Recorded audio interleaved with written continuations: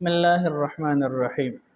یو ملګری تاسو کړی دی چې د زلزلې په وخت کې بعض خلک د خپل پنسې خوځي او چتای او ښکته کوي، نو د دې عمل په شریعت کې څه ثبوت شته او کنه؟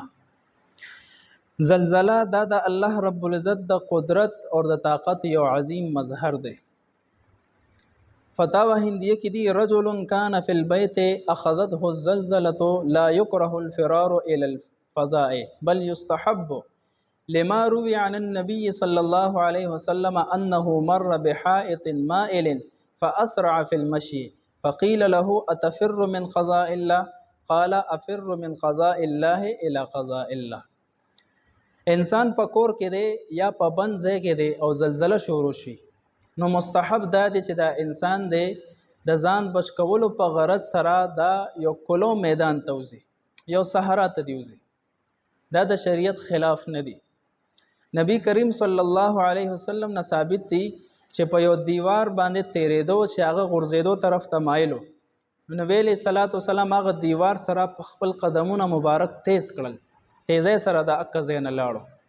صحابي تپوس کوي اتفر من قضاء الله، آیا تاسو د الله د فیصلې نه تېښته کوئ؟ یعنی کو ستا په تقدیر کې لیکل شوي چې دا په تا راپروزي، نو بیا خو تېښته پکار نه، دا خو به اسم راپروزي.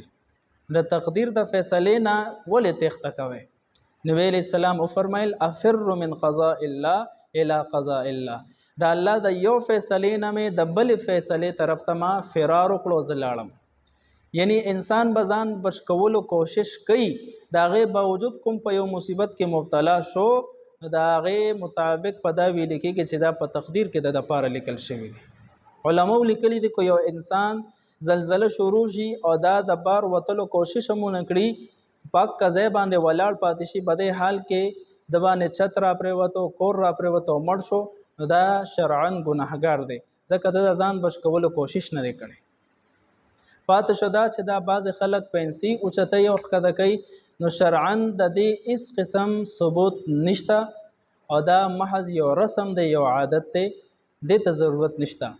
علماء لیکلي دي چې کله زلزله شروع شي، نو چونکې دا د الله د قدرت او د طاقت یو عظیم مظهر دی، نو په دغه وخت کې استغفار ویل پکار دی.